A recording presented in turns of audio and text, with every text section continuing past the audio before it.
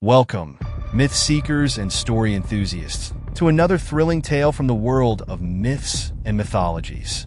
Today, we delve into an epic showdown that blurs the lines between heroism and chaos, strength and strategy, and ultimately, the raw power of two unstoppable forces, Hulk and Deadpool. Imagine New York City brought to its knees, not by a natural disaster, but by the explosive battle between the Emerald Giant, Hulk, and the Merc with a mouth, Deadpool. As buildings crumble and the streets tremble under their might, the fate of countless lives hangs in the balance. But this isn't just a fight for dominance. This is a test of what it means to be a hero, even when your greatest enemy is standing right in front of you. Before we dive into this pulse-pounding narrative, make sure you subscribe to Myths and Mythologies and hit that notification bell, so you never miss out on the latest stories that blend the fantastical with the legendary. Trust me, you won't want to miss how this one ends. Now, hold on to your seats, because this is one myth that's about to become legend. So, this all started on a Tuesday, one of those rare, sunny New York afternoons when it feels like the city's smiling down on you. I was grabbing a hot dog from a cart near Central Park when everything went to hell. The ground shook like an earthquake, but it wasn't an earthquake. It was the Hulk. I turned around just in time to see him crashing down Fifth Avenue, leaving a trail of destruction in his wake. Cars crumpled like tin cans under his feet, and the buildings trembled with every step he took. You could feel the anger radiating off him, like a furnace ready to blow. People were screaming, running in every direction, desperate to get away. I should have run too, but I was frozen, staring at this unstoppable force barreling toward me. That's when I heard it, a loud, obnoxious voice cutting through the chaos like it didn't belong there. "Hey, Greenie, you missed a spot." I couldn't believe my eyes. There he was, Deadpool, perched on a bright red Vespa, grinning like a maniac. He had a bunch of chimichangas strapped to his back like some sort of twisted delivery guy. It was the last thing you'd expect to see in a situation like this, but then again, nothing about Deadpool is ever expected.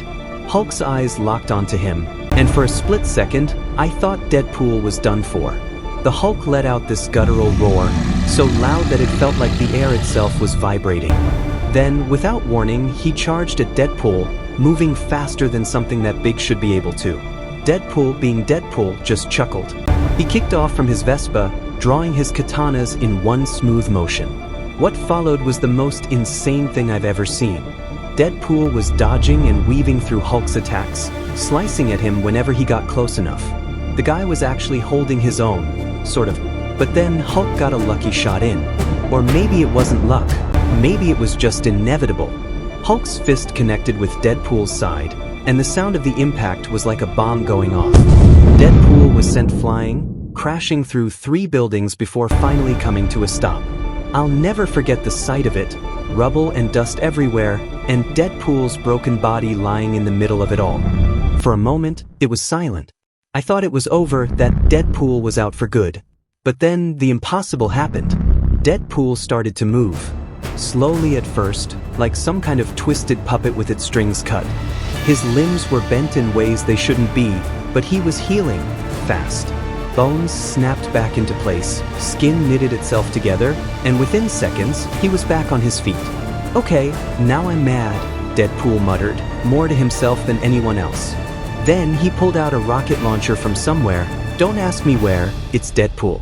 He aimed it right at Hulk, who was still standing there, shaking off the dust from his last punch. What happened next was pure chaos. The rocket hit Hulk square in the face, and the explosion was so intense that I had to dive behind a car to avoid getting caught in the blast. When I peeked out, the street was a war zone. Fires were burning, the asphalt was cracked, and debris was everywhere. But Hulk was still standing. He was even angrier now, if that was possible. He roared again, and this time, the shockwave was so powerful that it knocked Deadpool off his feet. Before Deadpool could react, Hulk was on him. He grabbed Deadpool by the torso, lifting him high into the air, and it looked like he was about to tear him in half. That's when Deadpool pulled out a grenade from somewhere, again, don't ask where, and stuffed it into Hulk's mouth. "Chew on this," he yelled just before the grenade went off. The explosion was deafening. I had had to cover my ears, and even then, the sound was almost too much to bear. When the dust settled, I saw Hulk lying on the ground, dazed but not down. And Deadpool? Well, Deadpool was in pieces, literally. Half of his body was gone, but even then he was still cracking jokes. "Note to self," he said as his body started to regenerate, "never play catch with Hulk." At this point, I thought there was no way either of them could keep going. They were both battered, bruised, and probably on the verge of collapse. But then, something strange happened. There was this moment of silence, like the whole city was holding its breath. That's when we all heard it, a faint, distant scream. It was coming from somewhere across the city, near a building that had started to collapse during the fight. People were trapped inside, and there was no time to waste. Deadpool and Hulk both turned toward the sound, and I saw something I never thought I'd see. They looked at each other, and in that instant, it was like they reached some kind of unspoken agreement. The fight was over, not because either of them had won, but because there was something more important at stake. Without saying a word, they both took off toward the collapsing building. Hulk was leaping from rooftop to rooftop, covering ground in giant, earth-shaking strides. Deadpool was right behind him, teleporting from spot to spot, moving faster than I thought was possible. When they got to the building, it was a race against time. Hulk started lifting massive chunks of debris, tossing them aside like they were nothing. Every time he moved a piece of rubble, you could hear the groaning of the building, like it was about to give way at any second. But Hulk didn't hesitate. He just kept going, faster and faster, determined to save everyone he could. Deadpool, meanwhile, was slicing through steel beams with his katanas, creating makeshift paths for people to escape. He was everywhere at once, pulling people out of the rubble, cracking jokes to keep them calm, even as the building was crumbling around them. It felt like hours, but it was probably only minutes before they had everyone out. The building finally collapsed completely, but by then, everyone was safe, thanks to them. I couldn't believe it. Two of the most dangerous beings on the planet had just teamed up to save lives, and they did it like it was nothing. When it was all over, they just stood there, covered in dust and sweat, breathing heavily. Deadpool, still in his usual fashion, offered Hulk a chimichanga. Hulk just grunted, maybe a little less angry now, and turned to leave. "Guess that's a no on the chimichanga, huh?" Deadpool quipped, but there was no malice in his voice. He watched as Hulk stomped off, disappearing into the distance. Deadpool took a bite of his chimichanga, shrugged, and with a quick glance at the devastation around him, hopped back on his Vespa. He rode off into the sunset, as if this was just another Tuesday for him.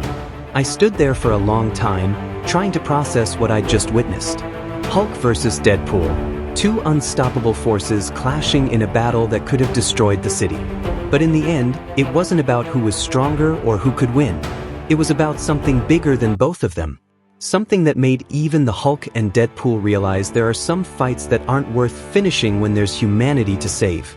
And that's how I saw the day New York held its breath and how two of the most unlikely heroes came together to save the day.